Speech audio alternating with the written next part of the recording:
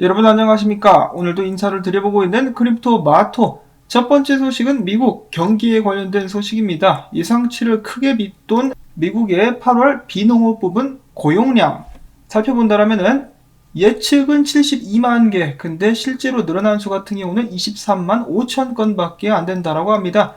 자, 그래서 소위 말하는 경제학자들, 전문가들 계속해서 일부러 그러는 것인지 아니면은 정말로 무능한 것인지는 모르겠는데 뭐 제대로 맞추는 게 하나도 없습니다. 앉아가지고 쌀만 축내고 있는 상황인데요. 자, 한편 연준 의장인 제롬 파웰이 이야기를 했었죠. 고용 부분이 안정이 돼야 이 목표치를 달성을 해야 테이퍼링을 할 수 있다라고 이야기를 했는데 예상대로 개뿔, 테이퍼링은커녕 이 스카치 테이프나 돌돌 말게 생겼습니다. 자, 한편 미국 증시 같은 경우는 이 약간 혼조세를 보이는 듯한 모습이 보여지고 있는데 저는 금세 다시 올라가지 않을까라고 예측을 해봅니다. 왜냐? 돈 계속 푼대잖아요. 돈 풀고 자산 매입도 가속화할 것이기 때문에 올라가게 되지 않을까. 예를 들어서 금과 은 같은 경우는 오늘 소식이 나온 후에 펄쩍까지는 아니고 살짝 올랐습니다. 자, 한편 전 세계인의 재간둥이라고 볼 수 있는 비트코인 5만 달러 위에서 지금 현재 거래가 되고 있는데요. 사실은 한때 5만 1000달러도 살짝 건드렸었습니다. 그런데 그 강력한 저항에 호되게 얻어맞고 지금 5만 200달러까지 내려온 상황인데요. 5만 달러 위에서 부디 버텨주면서 힘을 모아가지고 위로 쭉 쏴 올릴 수 있기를 바라봅니다. 자, 그리고 이더리움 같은 경우도 한때 4000달러를 살짝 건드렸었다가 비트코인과 함께 내려오고 있는 상황. 솔라나 같은 경우는 날아가고 있는데요. 조만간에 솔라나 조정을 받게 되지 않을까라는 예측들이 나오고 있습니다. 너무 빠른 시간 내에 많이 올랐죠. 그리고 이어서 다른 알트코인들도 정말 즐거운 시간들을 만끽하고 있는데요. 여기서 잠깐 주의해야 될 점이 있다고 합니다. 지금 이 거래소마다 코인별 펀딩 레이트를 보게 되면은 전부 다 플러스죠. 0 위로 올라와 있는 상황인데 이 말인 즉슨 이 거의 모든 사람들이 지금 롱을 때리고 있다. 한쪽으로 이런 식으로 몰려있으면 어떻게 되죠? 반대쪽으로 확 기울어 버리죠. 세력들이 이를 놓칠 리가 없기 때문에 거래에 특별히 주의를 기울이실 수 있기를 바라본다라는 말씀을 드리면서 오늘 소식들 넘어가 보도록 하겠는데요. 자, 첫 번째 소식은 트론 관련된 소식들이 몇 가지가 있습니다. 첫 번째로는 트론이 한국의 NFT 인프라 개발사인 톨큰과 파트너십을 맺었다라고 합니다. 트론과 톨큰은 앞으로 NFT 메타버스를 만들기 위해서 협력하게 될 것이라고 하네요. 그 다음에는 트론 버전의 펑크 NFT T펑크가 조만간에 바이낸스 NFT 마켓플레이스에서 판매가 시작될 예정이라고 하고요. 다음으로 이어서 비트토렌트가 레이어 2 스케일링 및 크로스체인 솔루션인 BTTC를 공개했다고 합니다. 이 BTTC를 통해서 NFT, DeFi, 뎁 및 신규 프로젝트의 크로스체인 문제를 해결한다고 하고요. 앞으로 10억 달러를 투자해서 이더리움 프로젝트의 BTTC로의 이전을 지원할 예정이라고 하네요. 출시 예정 날짜는 10월 30일, 그때까지 비트토렌트 토큰 다시 한번 강력한 펌핑을 기대해 볼 수 있을 것인지 한번 기다려보도록 하겠고, 이어서 남아프리카 공화국 금융당국에서 바이낸스 사용자들에게 바이낸스는 서비스 제공 권한이 없다라면서 경고를 날렸다고 하네요. 그래도 사실 솔직하게 따져보면 남아프리카 공화국의 거래소들보다 바이낸스가 더 안전하지 않을까라는 생각을 해봅니다.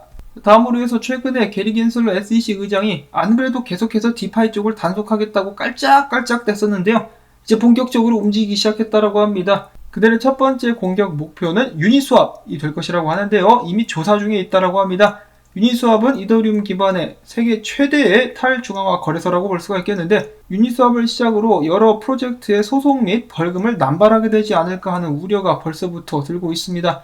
자, 한편 유니스왑 같은 경우는 우리는 업계를 지배하는 법과 규정을 준수하고 규제당국의 어떠한 조사에도 도움이 될 정보를 제공할 것이다 라고 하면서 협력의 의사를 보였다라고 합니다. 이렇게 할 수밖에 없죠. 얘네들이 지금 뭐 깡패라고 볼 수가 있겠는데 말 안 들으면은 유니스왑 목을 조를 것이기 때문에 일단은 명령에 순순히 따를 수밖에 없을 것 같습니다. 부디 SEC가 좀 뻘짓하지 않고 암호화폐 업계의 발전을 막지 않기를 바라봅니다. 자연재해가 일어나서 SEC 빌딩이 무너질 수 있기를 바라보고, 자, 그 다음에는 일본에서 SBI 홀딩스가 연대로 일본 내 최초로 암호화폐 펀드를 출시하게 될 것이다 라고 밝혔습니다.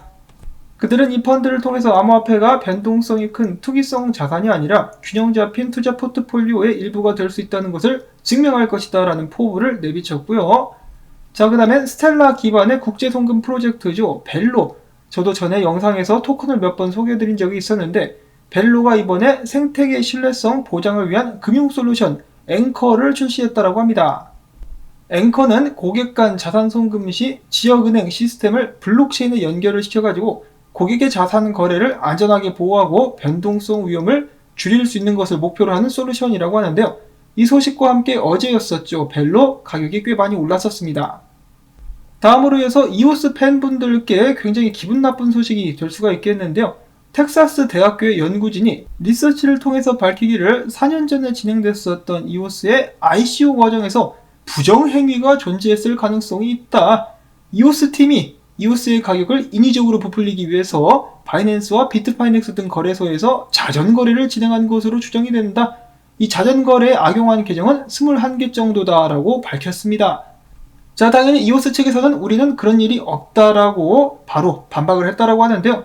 과연 진실은 무엇인가? 중국에서 한때 이 암호화폐 순위 발표하면은 1위를 독차지했었던 이오스. 계속해서 어떤 소식이 나올지 지켜보도록 하겠습니다. 자, 그 다음에 이더리움. 드디어 지난 5월 이후 4,000달러를 다시 한번 건드려 보는데 성공을 했습니다. 여러가지 근거를 봤을 때 추가적인 상승 가능성이 있다라고들 하는데요. 이토로의 암호화폐 자산 분석가 사이먼 피터스는 다음과 같이 밝혔습니다. 디파이에 잠겨있는 이더리움의 토큰량이 계속해서 증가하고 있으며 이더리움 2.0의 스테이킹도 어마어마하게 늘고 있다. 그리고 한 가지를 더 보태보자면 소각 속도도 만만치 않죠. 자, 이 모든 것들이 한데에 맞물려가지고 공급을 제약하고 있으며 이더리움 가격 상승에 강력한 압박을 가하고 있다라고 하는 것이죠. 계속해서 승승장구하는 이더리움. 자, 그리고 이어서 유명 여배우입니다. 리즈 위더스푼이 이더리움을 매입했다라고 하네요. 트위터를 통해서 자신의 팬들에게 그와 같은 사실을 알렸는데요. 이거 뭐 거의 광고라고 볼 수가 있겠네요. 이 리즈 위더스푼의 팬들이 전부 다 이더리움에 돈을 좀 몰아넣을 수 있기를 바라보고 이와 같은 기분 좋은 소식들, 이더리움이 4,000달러를 뚫었고 유명 여배우가 이더리움을 매입했다라는 소식에 비탈릭은 다음과 같이 반응을 했다라고 합니다. 이히히히히 하면서 웃고 있죠. 이더리움 가자를 외쳐보고 다음으로 해서 라이트코인 관련된 소식도 있는데요. 라이트코인 최근에 새로운 주소 숫자가 하루 만에 20만 개나 늘어나는 어마어마한 움직임이 나타났다고 합니다. 이는 라이트코인이 지난 5월 중순 415달러를 기록하고 있을 때의 주소 숫자들에 비해 가지고 37%나 증가한 것이라고 하는데요. 그와 함께 라이트코인 가격 오랜만에 쭉 오르고 있습니다.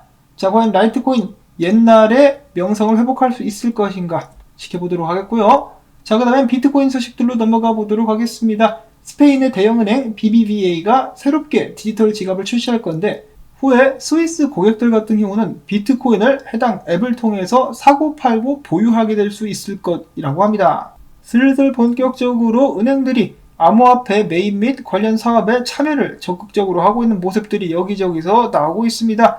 얼마 전에 미국의 소규모 은행이었었던 이름이 뭐였더라? 잘 기억이 안 나는데 걔네들도 은행 앱을 통해서 바로 암호화폐 매매를 지원한다는 소식이 나왔었죠. 자, 그 다음으로는 세계적인 테니스 코치 브래드 길버트라는 양반 역시 올해 초에 GBTC를 통해서 비트코인에 투자하기 시작했다고 합니다. 참고로 그의 딸은 도지코인을 먼저 매입을 한 이력이 있다고 하네요. 다음으로 해서 암호화폐 분석 기업 체인얼리시스의 CEO가 비트코인이 2021년도 말까지 이제 막 3달 정도 남았는데 10만 달러에 도달할 수 있을 것이다 라고 밝혔습니다. 무엇을 근거로 10만 달러까지 가게 될 것인지는 정확하게 밝히진 않았지만 크라켄의 CEO와 동의한다라면서 10만 달러까지 가게 될 것이다 라고 이야기를 했고요. 그 외에 그는 이더리움이 다른 암호화폐들을 끌어올리고 있다. 말 그대로 이더리움이 비트코인 멱살을 잡고 올리고 있다라고 이야기를 하고 있으며 엘살바도르 같은 경우는 최근에 엘살바도르의 시민들이 비트코인 도입을 반대하는 그런 움직임을 보여주기는 했었으나 자, 그럼에도 불구하고 이 같은 반응은 평범한 사람들의 금융혁신에 대한 정상적인 저항이다. 그러므로 크게 걱정할 부분은 아니고 나중에 사람들이 비트코인이 미국 달러만큼 사용하기 쉽다라는 것을 알게 된다면 자연스럽게 비트코인을 받아들이게 되지 않을까 라면서 예상을 했다라고 하고 자, 그 다음에는 비트코인 분석을 좀 보도록 하겠는데요. 비트코인 중요 지지 구간이었었던 54,400달러는 지금 당장은 무너진 상황이라고 볼 수가 있겠습니다. 만약에 비트코인이 해당 가격대를 회복시킬 수 있다 그러면은 다음 목표가는 53,000에서 55,000달러 정도가 될 수 있다라고 하는데요. 자, 지금 비트코인이 최근에 맞닥뜨렸었던 51,000달러가량의 이 저항선이 꽤 강력한 기술적인 저항이라고 볼 수가 있다라고 합니다. 이전에 있었던 큰 하락으로부터 0.618 피보나치 황금 비율에 딱 맞아 떨어지는 자리라고 하는데요.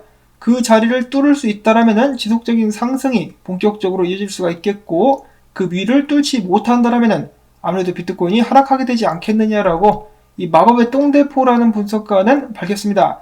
이 마법의 똥대포 분석은 많이 틀려가지고 제가 이제 공유를 많이 안 하는데, 그래도 이번 분석은 좀 그럴싸해가지고 한번 가지고 와봤고요.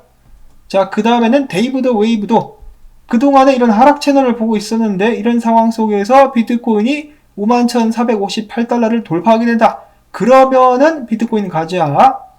자, 그런데 과연 그럴까라고 하면서 계속해서 지켜보는 상황입니다. 데이비드 웨이브 같은 경우는 비트코인의 하락을 강력하게 주장을 했었던 분석가인데요. 아이러니하게 그는 비트코인 거래는 하지 않고 알트코인들만 거래한다라고 하네요. 자, 과연 비트코인은 결정적 저항이라고 볼 수가 있는 51,000달러를 다가오는 주말에 뚫을 수 있을 것인가? 가스 활명수처럼 한 방에 시원하게 저항을 뚫고 올라갈 수 있으면 좋겠다라는 바람을 여러분들께 전해보면서, 올라온 정보들 여러분들께 좀 도움이 되셨다, 그렇다라면은 수고했다라는 의미에서 토마토밭의 뼈 해장국 던져주기 광고 영상 재생 및 프리미엄 사용자분들께서는 좋아요를 통해서 채널 지원 부탁을 드리면서, 저는 다음에 새로운 소식 가지고 인사를 또 드리도록 하겠습니다. 안녕히 계십시오.